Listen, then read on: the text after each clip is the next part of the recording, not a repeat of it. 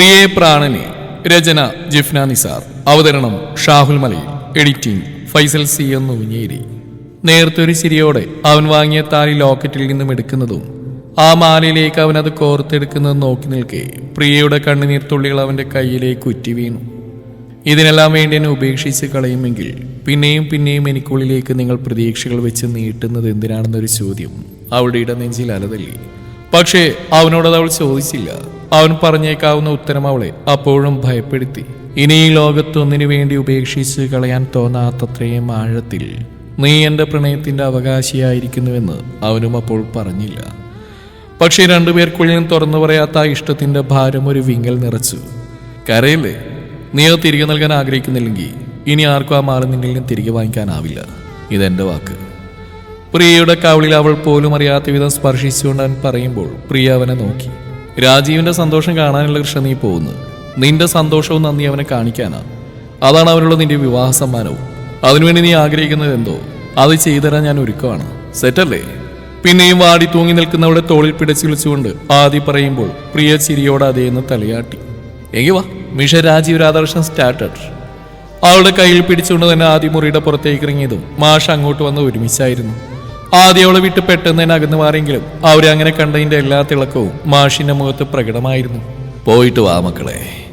നിറഞ്ഞ സന്തോഷത്തോടെ മാഷ് അനുവാദം കൊടുക്കുമ്പോൾ അത്രമാത്രം ചേർന്ന് നടന്നു വന്നത് മാഷ് കണ്ടതിന്റെ ജാളിയതയോടെ നിൽക്കുന്ന ആദിയും പ്രിയും ആശ്വാസത്തോടെ പുറത്തേക്ക് നടന്നു. തനിക്കരികിലേക്ക് പതിയെ നടന്നു വരുന്ന നീതുവിനെ കണ്ടതും രാജീവിന് അതുവരെയും ഉള്ളിലുണ്ടായിരുന്ന പറഞ്ഞറിയിക്കാൻ കഴിയാത്ത അസ്വസ്ഥത അവസാനിച്ചിരുന്നു. അത്രമാത്രം മനോഹരിയായി ഒരുങ്ങി വരുന്നവൾ ഹൃദയം നിറക്കുന്ന ഒരു ചിരിയോടെ തന്നെ നോക്കുന്ന കണ്ടതും അവനൊന്നുകൂടെ ഉഷാറായി. സ്റ്റേജിലേക്ക് കയറി വന്നവൾക്ക് നേരെ അതേ ചിരിയോടെ തന്നെയാണ് രാജീവ് കൈ നീട്ടിയതും. പിന്നെയും 10 മിനിറ്റ് കഴിഞ്ഞിട്ട് വന്ന വൈഷ്ണവിനെയും അതേ സന്തോഷത്തോടെ തന്നെ അവൻ അങ്ങോട്ട് പിടിച്ചു കയറ്റി. ആളുകൾ തിങ്ങി നിരന്നിരിക്കുന്നു. പരിചയമുള്ള പല മുഖങ്ങളിൽ നിറഞ്ഞ സന്തോഷം. പക്ഷേ പ്രിയയെ തോളിൽ ചേർത്ത് പിടിച്ചുകൊണ്ട് ആ ആൾക്കൂട്ടത്തിന് നടുവിൽ കൂടി തല ഉയർത്തി പിടിച്ചിട്ടത് മനോഹരമായ ഒരു ചിരിയോടെ ആദ്യം നടന്നു വരുന്ന കണ്ടതും രാജീവ് അറിയാതെ തന്നെ എഴുന്നേറ്റ് നിന്നുപോയി. അവർ തമ്മിലുള്ള ഇഴയടുപ്പം തന്നെ ആ വരവിൽ പ്രകടമാണ്. രാജീവിന്റെ നോട്ടം കണ്ടതും പലരും തിരിഞ്ഞു നോക്കുന്നുണ്ട്. പ്രിയയും അവളെ ചേർത്ത് പിടിച്ചു വരുന്ന ആദിയെയും കാണുമ്പോൾ പലർക്കും അത്ഭുതമടക്കാൻ കഴിഞ്ഞിരുന്നില്ല. അവനരികിൽ നിന്നിരുന്ന ജയശ്രീ ആ ഒറ്റ കാഴ്ചയോടെ തകർന്ന് തരിപ്പണമായതുപോലൊരു നിൽപ്പാണ്. പിന്നീട് ഒരിക്കൽ പോലും ആ ഭാഗത്തേക്ക് നോക്കി നെഞ്ചു നീറ്റിൽ നിന്ന് ഉറപ്പിച്ച പോലെയുള്ള ആ നിൽപ്പ് കണ്ടതും പ്രിയക്ക് പോലും ചിരി വന്നു. ചിറ്റയെടുത്ത ചന്ദ്രദാസിന്റെ മകളെ സ്കൂളിൽ നിന്നും മാഷിന്റെ കൊച്ചുമകനോടൊപ്പം പിടിക്കപ്പെട്ട കഥ അറിഞ്ഞിരുന്നുവെങ്കിലും അവർ ഇത്രയും സന്തോഷത്തോടെ സ്നേഹത്തോടെ ഇത്രയും വേഗം കാണാനാവുമെന്ന് അവരാരും തന്നെ പ്രതീക്ഷിച്ചിരുന്നില്ല. അതിന്റെ ഒരു അമ്പരപ്പാണ് ആ നോട്ടത്തിലൊക്കെയും. കട്ടക്ക് പിടിച്ചു നീക്കണം കേട്ടോ. നീ കരഞ്ഞു കാണാൻ കൊതിക്കുന്ന നിരവധി കഴുകൻ കണ്ണുകൾ അവിടെ ഉണ്ടാവും. ആർക്കും മുമ്പിൽ തോറ്റു കൊടുക്കരുത്. ചിരിയോടെ തുറിച്ചു നോക്കുന്നവരാരെയും ശ്രദ്ധിക്കാതെ മുന്നിലെ സ്റ്റേജിലേക്ക് മാത്രം ശ്രദ്ധിച്ചുകൊണ്ട് നടക്കുന്നതിനിടെ പ്രണയസല്ലാപം പോലെ ആദ്യ കാതോരം മുഖം ചേർത്ത് വെച്ചത് പറയുമ്പോൾ പ്രിയ പിടച്ചിലോടെ അവനെ നോക്കി. വാ നടകൃഷ്ണ. അവനാവട്ടെ ഒന്നും സംഭവിക്കാത്ത പോലെ മുന്നോട്ട് നടന്നു. പക്ഷേ വിളറി വെളുത്തുകൊണ്ട് ആ കാഴ്ച കണ്ടു നിൽക്കുന്ന രാജീവിനെ നോക്കുമ്പോൾ അവനുള്ളിൽ വല്ലാത്തൊരു സംതൃപ്തി തോന്നുന്നുണ്ടായിരുന്നു. ഹായ് ഇന്ദുലേഖ. തീർത്തും സ്വാഭാവികമായി അവർക്ക് നേരെ കൈ ഉയർത്തി വിഷ് ചെയ്തുകൊണ്ടവൻ ഏറ്റവും മുൻനിരയിലെ കസേരയിൽ നിന്നുകൊണ്ട് പ്രിയയും കൈ പിടിച്ചിരുത്തി. യാന്ത്രികമായിട്ടാണ് രാജീവ് തിരികെ കൈ ഉയർത്തി കാണിച്ചെങ്കിലും ഇന്ദു അവർ അത്രയും സ്നേഹത്തോടെ ഒരുമിച്ച് കണ്ടതിന്റെ എല്ലാ സന്തോഷത്തോടെയും കൂടി ചിരിക്കുന്നുണ്ട്. പ്രിയ നേർത്തൊരു ചിരിയോടെയാണ് ആദിക്കരികിൽ ഇരിക്കുന്നതെങ്കിലും അന്യഗ്രഹ ജീവികളെ പോലെ തന്നെയും ആദ്യം നോക്കുന്നവരെ അവളും അറിയുന്നുണ്ടായിരുന്നു.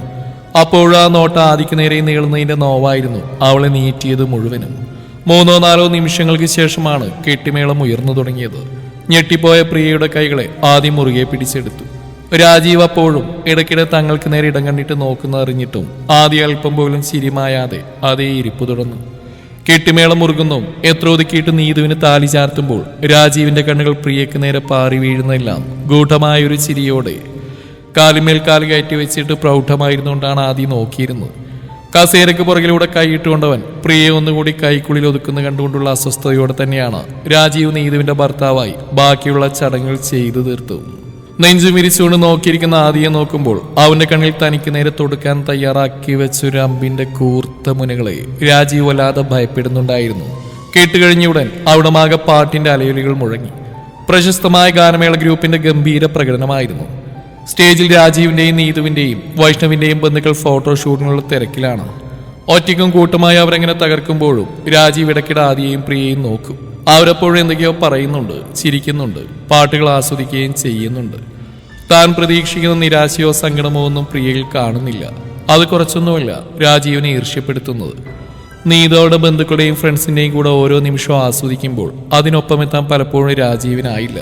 തിരക്കുരത്തി ഒതുങ്ങിയപ്പോൾ ആദ്യം എഴുന്നേൽക്കുന്നു. പ്രിയക്ക് നേരെ കൈനീട്ടി അവളെയും ചേർത്ത് പിടിച്ചുകൊണ്ട് തന്നെ സ്റ്റേജിലേക്ക് ഓടിക്കയറി വരുന്നതും കൂടി കണ്ടപ്പോൾ രാജീവിന്റെ പരവേശം കൂടുകയാണ് ചെയ്ത്.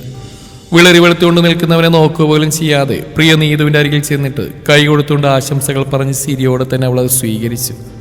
ശേഷം സിരിയോടെ നിൽക്കുന്ന ഇന്ദുവിനെ ഗാഠമായൊന്ന് പുണർന്നുകൊണ്ട് അവൾ ചിരിയോടെ അകന്നു മാറി. കയ്യിൽ കരുതിയ ഗിഫ്റ്റ് ബോക്സ് അവൾക്ക് നേരെ നീട്ടി. ആഹ്ലാദത്തോടെയാണ് ഇന്ദു അവളുടെ സന്തോഷത്തിലേക്ക് നോക്കുന്നത്. പുച്ഛത്തോടെ ഒരു വേള അവളുടെ നോട്ടം രാജീവിന് നേരെയും പാറി വീണു. പൊള്ളിയതുപോലെ രാജീവ് നോട്ടം വെട്ടിച്ചു മാറ്റുമ്പോൾ വല്ലാത്തൊരു സുഖം ഇന്ദുവിനെ പൊതിയുന്നുണ്ടായിരുന്നു. ഒരുപാട് കാലം സന്തോഷത്തോടെ സമാധാനത്തോടെ സ്നേഹത്തോടെ ജീവിക്കട്ടെ എന്ന് എൻ്റെ ആത്മാർത്ഥമായ പ്രാർത്ഥനയുണ്ട് കേട്ടോ. പക്ഷെ നിങ്ങൾ ഒരുപാട് സഹിക്കേണ്ടി ഒരു മനുഷ്യനുമായിട്ട കാര്യം എൻ്റെ കൂട്ടുകാരിയൊക്കെ തന്നെയാ. എന്നാലും സത്യം പറയാതെ വയ്യല്ലോ.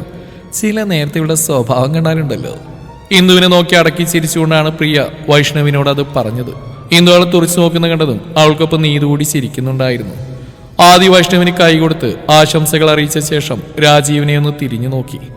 അവരിറങ്ങിപ്പോയെങ്കിൽ ശ്വാസമെടുക്കാമായിരുന്നു എന്നൊരു ഭാവത്തിലാണ് അവന്റെ നിൽപ്പ്. അതറിഞ്ഞുകൊണ്ട് തന്നെ ആദ്യം അവനെ കെട്ടിപ്പിടിച്ചുകൊണ്ടാണ് ആശംസകൾ പറഞ്ഞത്. അപ്പോഴും ക്രൂരത നിറഞ്ഞൊരു ചിരിയുണ്ടായിരുന്നു ആദിയുടെ മുഖം നിറയെ. Anyway thanks Rajeev. അകന്നു മാറിയ രാജീവിനെ നോക്കി ആദി പറയുമ്പോൾ അവനെ നെറ്റി ഒളിഞ്ഞു. എനിക്ക് ഇവളെ പൂർണ്ണമായി വിട്ടു തന്നതിന്. പ്രിയയെ കണ്ണ് കാണിച്ചുകൊണ്ടാൻ പറയുമ്പോൾ രാജീവ് വിറച്ചുപോയി. അതിന് ഞാൻ നീതു കേൾക്കുന്നുണ്ടോ എന്ന് നോക്കിയിട്ടാണ് രാജീവ് സംസാരിച്ചു തുടങ്ങിയത്. രാജീവിന് എൻ്റെ വിവാഹ സമ്മാനം. ആദ്യ പോക്കറ്റിൽ കൈയിട്ട് എന്തോ എടുത്തുകൊണ്ട് അവന്റെ കയ്യിലേക്ക് വെച്ചു കൊടുത്തു. തനിക്ക് നഷ്ടപ്പെട്ട രുദ്രാക്ഷം കെട്ടിയ ആ ബ്രേസ്ലെറ്റ് രാജീവിന്റെ കയ്യിലിരുന്ന് വിറച്ചു. കൃഷ്ണപ്രിയ എന്ന ഹോസ്പിറ്റലിൽ കൊണ്ടുപോയത് ഞാനാണ്. അന്ന് അവിടെ മുടിയിൽ കുരുങ്ങിക്കിടന്ന രാജീവ് രാധാകൃഷ്ണന്റെ സ്പെഷ്യൽ ബ്രേസ്ലെറ്റ് ഞാനാണ് വേർപ്പെടുത്തിയെടുത്തത്. രാജീവിനെ തുറിച്ചു നോക്കി കണ്ണിലൊരു കനലൊളിപ്പിച്ചുകൊണ്ട് ആദ്യം പറയുമ്പോൾ നിന്ന് നിൽപ്പിൽ രാജീവ് ഒന്ന് ആടിയുലഞ്ഞു. സത്യങ്ങളൊക്കെ എനിക്കറിയാം, പക്ഷെ അത് നീ പറഞ്ഞുകൊണ്ട് എനിക്ക് ഒന്നുകൂടെ അറിയണം രാജീവേ. ആദ്യം കുറച്ചുകൂടി അവനരിയിലേക്ക് നീങ്ങി നിന്നു.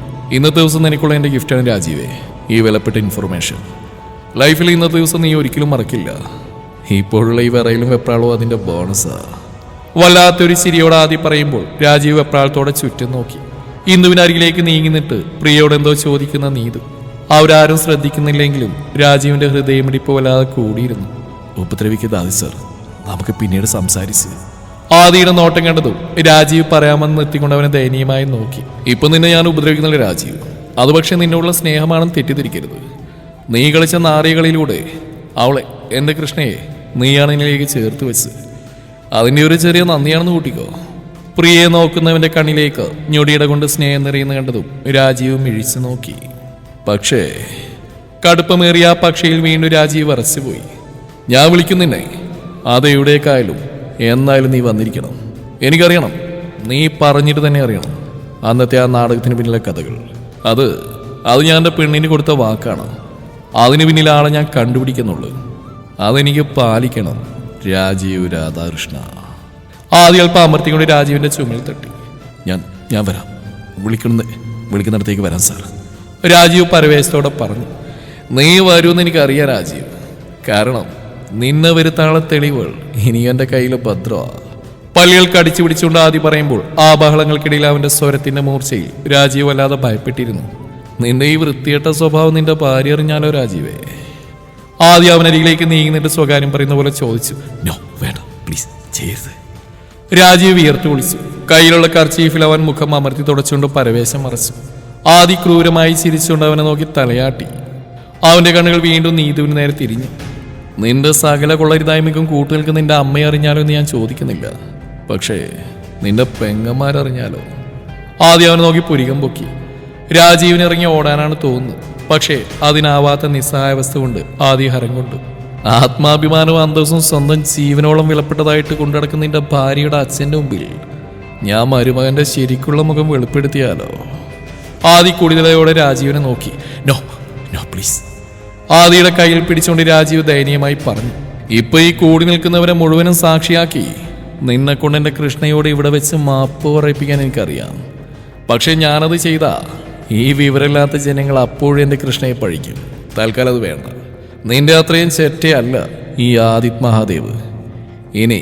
ഇനി എൻ്റെ പെണ്ണിനെ കുറിച്ച് ഓർക്കുമ്പോൾ നീ അറിയണം രാജീവേ, അവളുടെ വെറും ഔദാര്യമാണ് നിന്റെ സന്തോഷവും സമാധാനവും എന്ന്. പല്ലടിച്ചുകൊണ്ട് ആദി രാജീവിനെ നോക്കി. അവന്റെ തല താഴ്ന്നു പോയിരുന്നു. പ്രിയ അപ്പോൾ ഇന്ദുവിനോട് നീതുവിനോട് യാത്ര പറഞ്ഞ് തിരിയുകയാണ്. ആദി അപ്പോഴും വല്ലാത്തൊരു ചിരിയോടെ രാജീവിനെ നോക്കി നിൽക്കുകയാണ്. പ്രിയേ, ഇന്ദു അല്പം ഉറക്കെ വിളിക്കുമ്പോൾ തിരിഞ്ഞടന്നിരുന്ന പ്രിയ തിരിഞ്ഞു നോക്കി. എനിക്കൊരു ആഗ്രഹമുണ്ട്. ഇന്ദു അവളുടെ അരികിലേക്ക് വന്നിട്ട് ഒരു ചിരിയോടെ പറഞ്ഞു. പറഞ്ഞു. ഇന്ന് നിന്റെ സന്തോഷത്തിന് വേണ്ടി ഞാൻ എന്തും ചെയ്യും. പ്രിയ സ്നേഹത്തോടെ തന്നെ അവിടെ കയ്യിൽ പിടിച്ചുകൊണ്ട് പറഞ്ഞു. ഉറപ്പാണല്ലോ? ഇന്ദു കുറുമ്പോടെ ചോദിക്കുന്ന കേട്ടതും പ്രിയയുടെ നെറ്റി ഒളിഞ്ഞ്. ഉറപ്പാ. എന്നെ ബുദ്ധിമുട്ടിക്കുന്നൊന്നും നീ ചെയ്യില്ലെന്ന് എനിക്ക് ഉറപ്പുണ്ട്. പ്രിയ ചിരിയോടെ പറഞ്ഞു കേട്ടതും ഇന്ദുവിന്റെ മിഴികൾ തിളങ്ങി. എങ്കിൽ നിന്റെ കൃഷ്ണസ്തുതി കേട്ടുകൊണ്ട് എനിക്ക് എന്റെ ജീവിതത്തിലെ ഈ മനോഹര നിമിഷം ധന്യമാക്കണമെന്നൊരാഗ്രഹം. ഇന്ദു പറഞ്ഞു കേട്ടതും പ്രിയയുടെ കണ്ണുകൾ മിഴിഞ്ഞു. താഴെ തിങ്ങി നിറഞ്ഞു നിൽക്കുന്ന ജനക്കൂട്ടത്തെ അവൾ ഭയത്തോടെ നോക്കി. അയ്യോ, ഇപ്പോഴോ? പ്രിയ വേവലാതിയോടെ ഇന്ദുവിനെ നോക്കി. ആ, ഇപ്പൊ തന്നെ, ഇന്ദു ഉറപ്പോടെ പറഞ്ഞു. ഇന്ദു, നീ എന്നെ ബുദ്ധിമുട്ടിക്കലടി പ്ലീസ്. ഇത്രയും ആളുകള്. പ്രിയ ധൈര്യമായി പറഞ്ഞു. സാക്ഷാൽ ഭഗവാന്റെ സന്നിധിയിൽ ആ ഭക്തിയോടെ പാടി തൃപ്തിപ്പെടുത്തുന്ന നിനക്കാണോ കൃഷ്ണപ്രിയ ഈ ആൾക്കൂട്ടത്തിന് ഭയം? ഇന്ദുവിന്റെ വാക്കുകൾ. പ്രിയ ശ്വാസമെടുത്തു. അവൾ ആദിയെ നോക്കി. എന്തെന്ന് അവൻ പുരികം പുകി ചോദിക്കുന്നുണ്ട്. ഒന്നുമില്ലെന്ന് അവൾ തലയാട്ടി. എൻ്റെ വളരെ കാലത്തൊരു ആഗ്രഹ പ്രിയെ ഞാനിപ്പോൾ നിന്നോട് പറഞ്ഞു. സാധിപ്പിച്ചു തരുമെങ്കിൽ എൻ്റെ ജീവിതത്തിൽ ഇനി അങ്ങോട്ട് അതൊരു ഐശ്വര്യം തന്നെയാവും. നിന്റെ വരികൾ കൊണ്ടത് നൽകി നീ എന്നെ അനുഗ്രഹിക്കില്ലേ? അപേക്ഷ പോലെയാണ് ഇന്ദു അത് ചോദിക്കുന്നത്. പ്രിയ ധർമ്മസങ്കടത്തിൽ പെട്ടുപോയി. ഒടുവിൽ ചെയ്യാമെന്ന് വാക്ക് പറയുമ്പോൾ ഇന്ദുവിന്റെ മുഖം പൂനിലാവ് പോലെ തിളങ്ങി. ആഹ്ലാദത്തോടെ അവൾ പ്രിയയെ ഒന്ന് കെട്ടിപ്പിടിച്ചുകൊണ്ട് നേരെ അവിടെ പാടാമെന്നവരുടെ അരികിലേക്ക് ചെല്ലുന്നു. എന്തോ പറയുന്നുമെല്ലാം ആദിക്കൊപ്പം രാജീവ് നോക്കി നിൽക്കുന്നുണ്ട്.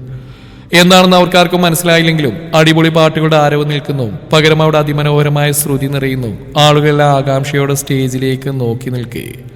ഇന്ദു പ്രിയയുടെ കയ്യിലേക്കൊരു മൈക്ക് വെച്ച് കൊടുത്തു. ആദിയുടെ ഹൃദയമിടിപ്പ് ആ താളത്തിനൊപ്പം വല്ലാതെ പിടയുന്നുണ്ടായിരുന്നു. അവന്റെ നെറ്റിയിൽ സംശയത്തിന്റെ ചുളിവുകൾ വീണ് തുടങ്ങി. തുളസിക്കതിർന്നുള്ളിയെടുത്ത് കണ്ണന്നൊരു മാലയ്ക്കായി പൊട്ടാത്ത നൂലിൽ കെട്ടി എന്നെന്നും ചാർത്താം ഞാൻ. തുളസിക്കതിർന്നുള്ളിയെടുത്ത് കണ്ണന്നൊരു മാലയ്ക്കായി പൊട്ടാത്ത നൂലിൽ കെട്ടി എന്നെന്നും ചാർത്താം ഞാൻ. തുളസിക്കതിർന്നുള്ളിയെടുത്ത് കണ്ണാ കണ്ണാ കണ്ണാ കണ്ണാ കണ്ണാ കണ്ണാ കണ്ണാ കണ്ണാ കണ്ണാ കണ്ണാ കണ്ണാ. അവനെ ഒന്നുകൂടി നോക്കി. അതിമനോഹരമായി അന്നത്തെ അതേ ഗാനം പ്രിയ ആലപിക്കുമ്പോൾ അവനൊപ്പം ആ വലിയ സദസ്സുകൂടി ശ്വാസം പിടിച്ച് നിന്നിരുന്നു. അവസാന വരിയും പാടിത്തീരും മുന്നേ പ്രിയ ആദിക്ക് നേരെ തിരിഞ്ഞു. ശ്വാസം പോലും വിടാതെയുള്ള അവന്റെ ആ നിൽപ്പ്, ഹൃദയത്തിന് ആഴങ്ങളിലേക്ക് ഇറങ്ങിച്ചെല്ലുന്ന പോലെയുള്ള ആ നോട്ടം, അവിശ്വസനീയമായൊരു ഭാവം. പുലർച്ചെ ഹൃദയം കവർന്നൊരു പാട്ടിന്റെ സ്വരത്തിനുടമയെ തേടി അമ്പലപ്പടികൾ ഓടിക്കയറി കിതച്ചു നിൽക്കുന്ന രാധി പ്രിയയുടെ ഓർമ്മകളിൽ അഴകു പടർത്തി. അവനു വേണ്ടിയെന്ന പോലെയുള്ള അവസാന വരികൾ മൂളുമ്പോൾ അതിനെന്നത്തേക്കാളും മാധുര്യമുണ്ടായിരുന്നു.